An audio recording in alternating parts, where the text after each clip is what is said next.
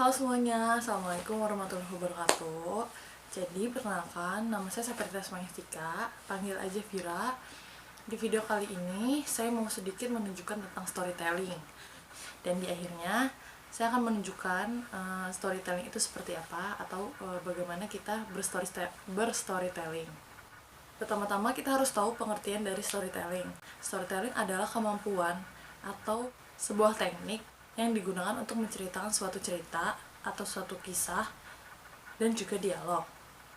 Dalam public speaking, ada syarat yang harus dipenuhi oleh presenter atau public speaker dalam storytelling, yaitu bersikap jujur. Lalu, ada hal-hal penting dalam storytelling, yaitu yang pertama ada kontak mata. Sebagai public speaker, ketika kita berstorytelling, sebisa mungkin pandanglah mata audiens. Dengan melakukan kontak mata, secara tidak langsung, audiens akan merasa diperhatikan dan merasa diajak berinteraksi. Selain itu, dengan melakukan kontak mata juga, kita bisa mengetahui apakah audiens menyimak cerita yang kita ceritakan atau tidak. Dengan begitu, public speaker atau penyaji akan mengetahui reaksi dari audiens. Selanjutnya ada mimik wajah. Pada waktu storytelling, mimik wajah sangat penting karena mimik wajah dapat menjadi salah satu cara untuk menunjang hidup atau tidaknya sebuah cerita yang disampaikan. Pendongeng atau public speaker harus dapat menunjukkan mimik wajah yang sesuai dengan apa yang dia ceritakan. Next, ada gerak tubuh. Gerakan tubuh pendongeng atau public speaker juga dapat menjadi salah satu cara untuk menggambarkan sebuah cerita agar lebih menarik. Cerita yang didongengkan akan terasa lebih berbeda jika pendongeng atau public speaker melakukan gerakan-gerakan yang merefleksikan apa yang dilakukan oleh tokoh-tokoh tersebut. Jika tidak melakukan gerakan tubuh, otomatis audiens akan menangkap bahwa dongeng itu membosankan dan akhirnya audiens tidak lagi antusias dengan cerita tersebut. Selanjutnya ada suara. Tinggi rendahnya suara dapat digunakan untuk membawa audiens merasakan situasi dari cerita yang diceritakan. Pembicara atau pendongeng akan meninggikan suaranya untuk merefleksikan cerita yang mulai memasuki tahap yang menegangkan. Pembicara atau pendongeng yang profesional biasanya dapat menirukan suara dari tokoh-tokoh cerita yang dia ceritakan. Misalnya, suara ayam berkokok atau suara pintu terbuka. Terakhir, ada kecepatan. Pendongeng atau pembicara harus dapat menjaga kecepatan atau tempo pada saat kita storytelling. Pembicara atau pendongeng harus dapat menjaga kecepatan atau tempo ketika sedang berstorytelling. Next, ada manfaat storytelling.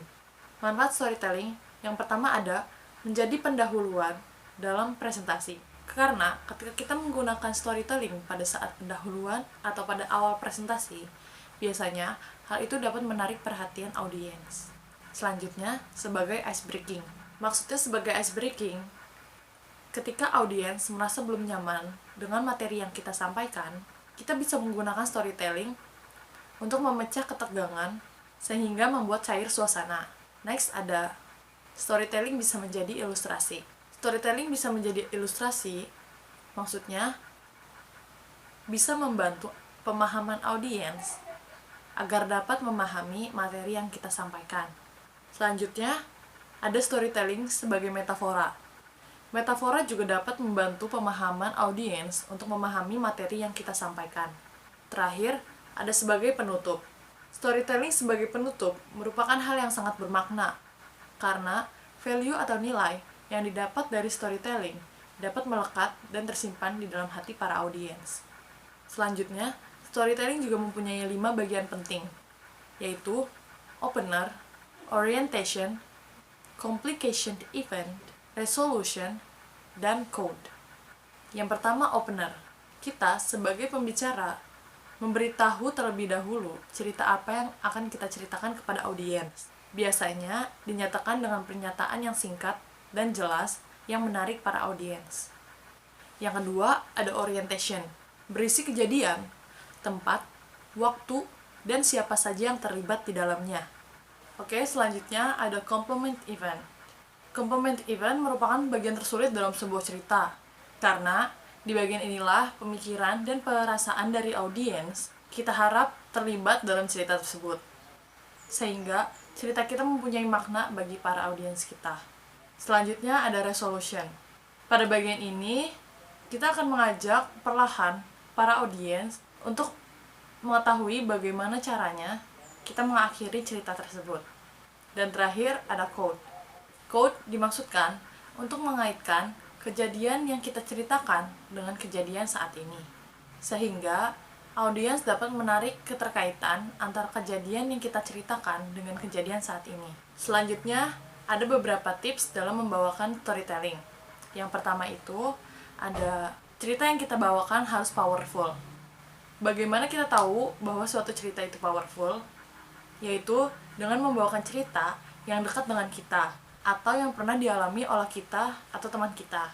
Sehingga kita jadi lebih tahu bagaimana rasanya perasaan tokoh utama dalam cerita tersebut. Oke, selanjutnya, mampu mengaitkan storytelling dengan materi yang kita sampaikan. Terus, bersikap jujur dan sederhana. Juga singkat dalam membawakan storytelling, sehingga audiens kita dapat memahami dengan mudah cerita yang kita sampaikan. Lalu, karakter atau tokoh tidak lebih dari 4. Terakhir, bersifat netral. Maksudnya, cerita yang kita pilih harus bersifat netral, tidak mengandung sara, dan tidak mendukung kelompok-kelompok tertentu. Oke semuanya, jadi sekarang saya ingin bercerita atau storytelling tentang sebuah dongeng putri Disney, yaitu Pocahontas. Saya juga sebelumnya belum pernah dengar cerita ini, jadi sekalian saya baca, sekalian saya tahu, dan saya juga mau share ke teman-teman. Oke, kita mulai ya. Pada zaman dahulu, hiduplah seorang putri muda yang senang sekali berpetualang bernama Pocahontas. Dia senang sekali menjelajahi alam yang dia anggap sebagai rumahnya sendiri. Pocahontas dan temannya, Nakoma, menghabiskan berjam-jam menjelajahi alam bersama. Mereka mendayung menyusuri sungai dengan sampan mereka. Mereka mencintai keindahan alam yang bebas, yang belum tersentuh manusia di sekeliling mereka. Pocahontas sangat pemberani. Dia senang meloncat, bahkan dari puncak air terjun yang sangat tinggi.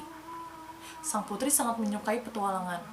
Dan, kapanpun dia memiliki masalah, Pocahontas akan berkonsultasi dengan pohon ajaib bernama Nenek Willow. Dia bilang, di sekelilingmu ada roh. Mereka hidup di bumi, air, langit. Jika kamu mendengarkannya, mereka akan membimbingmu, kata pohon bijak itu. Saat Pocahontas menatap dari atas puncak pohon, dia melihat awan putih mengepul. Tapi, awan ini tidak seperti yang pernah dia lihat sebelumnya. Itu sebenarnya layar kapal yang sangat besar.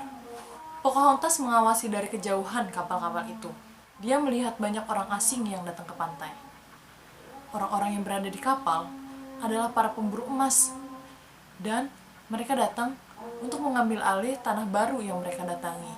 Tapi, salah satu pendatang, John Smith, tampak baik dan lembut. Pocahontas mengikutinya melewati hutan, sampai tiba-tiba John Smith melihatnya. Meskipun dia tahu dia harus berhati-hati terhadap orang asing, Pocahontas melangkah maju. Dan saat keduanya bertemu, angin sepoi-sepoi bertiup. Mereka tiba-tiba bisa mengerti bahasa masing-masing. Meskipun mereka sangat berbeda, Pocahontas dan John jadi teman. Saat menjelajahi alam, Pocahontas menunjukkan kepada John apa yang telah diajarkan Nenek Willow kepadanya, bahwa hal-hal di alam terhubung dan semuanya adalah satu. Ketika Pocahontas memperkenalkan John Smith kepada Nenek Willow, John sangat terkejut. Roh Nenek Willow mengatakan kepada Pocahontas bahwa John memiliki jiwa yang baik. John adalah pria yang bisa dipercayainya. Namun, ketegangan terjadi antara suku Pocahontas dan pendatang baru dari kapal John. Kedua kelompok tidak percaya satu sama lain. Pocahontas mencoba mendorong ayahnya, kepala suku, untuk berbicara dengan para pendatang. Tapi sang ayah tidak mau mendengarkan. Suatu malam, John menemui Pocahontas di rawa Nenek Willow. Dia ingin melindungi Pocahontas dan sukunya. Keduanya bertemu dan mereka telah jatuh cinta. Tapi saat mereka berpelukan, para pejuang dari suku Pocahontas tiba dan menangkap John. "Tidak peduli apa yang terjadi. Aku akan selalu bersamamu selamanya," John Smith berkata. Keesokan harinya, saat suku bersiap perang melawan para pendatang, Pocahontas dengan berani melangkah maju untuk memberitahu ayahnya bahwa dia mencintai John Smith. Menyakiti John artinya memulai perang. Sang ayah mendengarkan putrinya dan membebaskan John. Perang pun tidak jadi mulai, tapi John terluka. Dia harus kembali ke negaranya untuk mendapat pengobatan. Pocahontas ingin pergi bersamanya, tapi dia tahu bahwa sukunya membutuhkannya. "Saya akan selalu bersamamu selamanya," kata Pocahontas saat memberikan pelukan selamat tinggal kepada John. Oke, segitu aja storytelling atau cerita yang bisa saya sampaikan. Semoga cerita ini bisa bermanfaat buat kalian, video ini bisa bermanfaat untuk kalian. Kurang lebihnya mohon maaf. Assalamualaikum warahmatullahi wabarakatuh. Bye, annyeong.